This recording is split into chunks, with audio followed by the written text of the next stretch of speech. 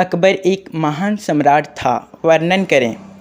दूसरा प्रश्न है, एक व्यक्ति एवं शासक के रूप में अकबर का मूल्यांकन करें। तीसरा प्रश्न है, अकबर के चरित्र एवं व्यक्तित्व का मूल्यांकन कीजिए। आइए हम आज सभी तीनों प्रश्न का इसी वीडियो में आंसर लेकर आया हूं। अगर आपको वीडियो अच्छा लगेगा तो लाइक कर दीजिएगा, अगर चैनल पर नया होंगे तो सब्सक्राइब कर दीजिएगा। हम चलते हैं आंसर पर। तो आंसर लिखा है, अकबर की गणना न केवल भारत के बल्कि विश्व के सभी युगों के महान सम्राट में की जाती है। मतलब क्या बोला है, भारत में ही नहीं बल्कि विश्व के सभी सम्राटों में की जाती है। इसका कारण यह है कि उसका अपने जीवन में ऐसे भयंकर कठिनाइयों का सामना करना पड़ा जिसके सामने अत्यंत महान व्यक्तित्व वाला व्यक्ति ही ठहर सकता था। मतलब क्या, उसका जीवन में इतना कठिनाइयाँ आया जो कि आम आदमी का बस की बात नहीं था, लेकिन उसने अपनी कठिनाइयों को झेला, अपनी और साहस रखा। अकबर की महानता के निम्नलिखित कारण थे, उसके कारण उसे महान कहा जाता है।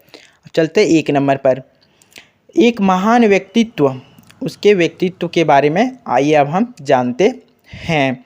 अकबर एक व्यक्तित्व का काफ़ी महत्व था। उसका ऊंचा ललाट, उसकी लंबी भुजाएं, चौड़ी सीना, बुलंद आवाज़, चमकीली आँखें, रिवली शरीर, सभी उसकी महानता के द्योतक थे। आइए अब हम 2 नंबर चलते हैं। तो लिखा है, महान सैनिक एवं सेनानायक। मतलब क्या, उसका सैनिक भी था और एक सेनानायक भी था। कौन? अकबर। तो आइए पढ़ते हैं। वह एक महान सेनानायक भी था, उसमें हास्य, साहस एवं उत्साह भी था। बड़े बड़े संकट में भी उसका धैर्य भंग नहीं होता था। उसमें निश्चय, निर्भीकता एवं अद्भुत रणभूरता थी। रण क्षेत्र में निडरतापूर्वक अपनी जान की बाजी लगा देने का तैयार रहता था। वर्षा ऋतु में नदियों में वह प्राण की बाजी लगाकर घोड़े पर चढ़कर पार हो जाता था। युद्ध में अपने को अजय सिद्ध किया था। मतलब क्या, वह वर्षा ऋतु में नदियों में जब पानी आता था, जिसे बाढ़ बोलते हैं, उस टाइम भी अपना घोड़ा लेकर पार हो जाता था। अब चलते हैं 3 नंबर को, महान विजेता। मतलब अकबर भी एक महान विजेता जाना जाता है। तो अकबर महान विजेता के रूप में गिना जाता है, मतलब गिना जाता है। वह काफ़ी महत्वाकांक्षी सम्राट था। उसका संपूर्ण जीवन शत्रुओं से संघर्ष करने एवं उन पर विजय प्राप्त करने पर ही बीतता था।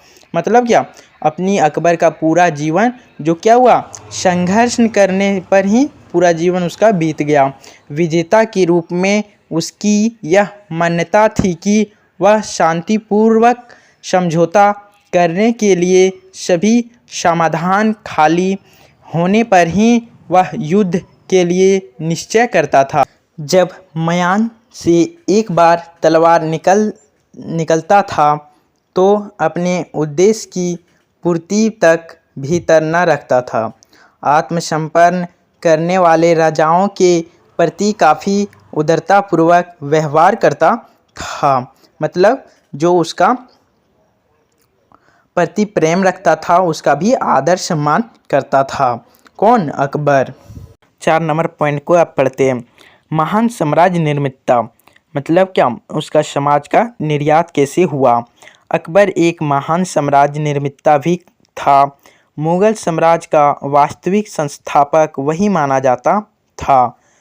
पिता के मरने के बाद गद्दी पर बैठने के लिए तथा साम्राज्य के लिए अकबर को भीषण संघर्ष करना पड़ा। मतलब जब उनके पिताजी मर गया तब उसको गद्दी पर बैठने के लिए भीषण लड़ाई और संघर्ष करना पड़ा था। अपने बल पर उसने विशाल साम्राज्य की स्थापना किया। मतलब उसने अपना बल और विश्वास पर क्या किया, एक विशाल साम्राज्य की स्थापना किया। उसके वंश तब तक उसके आदर्श का अनुसरण करते जब तक मुगल साम्राज्य सुदृढ़ बना रहा था। मतलब क्या, जब तक वह उसका मुगल साम्राज्य कोई सोच रहा था कुछ करेगा, तब तक इसका उसकी नीति छोड़ने से ही मुगल साम्राज्य का पतन आरंभ हुआ। चलो 5 नंबर पॉइंट पढ़ते हैं। महान शासक, अकबर क्या था, एक महान शासक भी था। तो महान शासक होने का कारण पढ़ते हैं।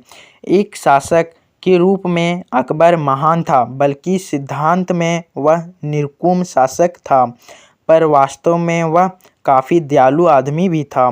मतलब क्या, वह अकबर जो काफ़ी दयालु भी था। उसने प्रजा की उन्नति का मार्ग साफ किया, मतलब उसका प्रजा को कुछ हानि ना हो। वह एक बड़ा कूटनीतिज्ञ भी था, मतलब उसका मन में बहुत कूटनीति भी पैदा होता था। वह जानता था कि जब तक हिंदुओं का समर्थन उसे नहीं मिलेगा तब तक उसका साम्राज्य अस्थायी न रह सकेगा। मतलब क्या, जब हिंदू एकता न होगा तब तक उसका साम्राज्य मतलब खतरे में है। अतः उसने अपने शासन को उदार बनाने का प्रयत्न किया। मतलब क्या, वह अपने शासन को मजबूत बनाने में प्रयत्न किया, मेहनत किया, सफल और विश्वास रखा। ठीक। महान राष्ट्र निर्माता, अकबर एक महान राष्ट्र निर्माता माना जाता है। वह ऐसे देश का सम्राट बना जहां सभी तरह के काम पर उसने सारे दोष को दूर कर दिया। मतलब क्या, जब वह अकबर एक शासन बना, निर्माता बना, तो उसने सारे कामों का दोष दूर कर दिया और भारत को एक प्रबल राष्ट्र बनाने का प्रयत्न किया। मतलब अपने भारत को बढ़ावा देने का प्रयत्न किया। इसीलिए उसने संपूर्ण राष्ट्र को एक राजनीतिक सूत्र में बांधा। मतलब वह एक राजनीतिक सूत्र में क्या किया, बांध दिया। 50 वर्षों के शासनकाल में शक्तिशाली साम्राज्य का निर्माण किया। मतलब उसने 50 साल जो शासन किया तो एक शक्तिशाली साम्राज्य का निर्माण किया। भारत में धार्मिक एकता लाने का सतत प्रयास किया। मतलब वह एक धर्म को लाने का प्रयास किया। जजिया कर तथा तिर्य कर और गवध निषेध कर दिया। मतलब जब जजिया कर का समाप्त किया, तिर्य कर का समाप्त किया, गोवध निषेध का क्या किया, समाप्त किया। अंत जजिया विवाह का प्रोत्साहित कर दरबार में हिंदुओं अमीरों का सम्मान देकर सामाजिक एकता स्थापित किया। मतलब जब हिंदुओं को अमीरों को समाज में एकता स्थापित किया। मतलब क्या, एक मजबूत बनने का साहस दिया। उसने संस्कृति एकता को प्रोत्साहित करने का प्रयास किया। मतलब संस्कृत से जो पढ़ने का प्रोत्साहित किया।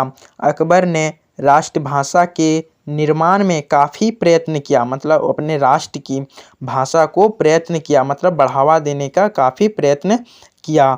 इसने हिंदू मुसलमान की भावना को एक दूसरे से निकाल दिया। मतलब क्या, हिंदू मुस्लिम में जो लड़ाई होता था उसको क्या किया, समाप्त कर दिया।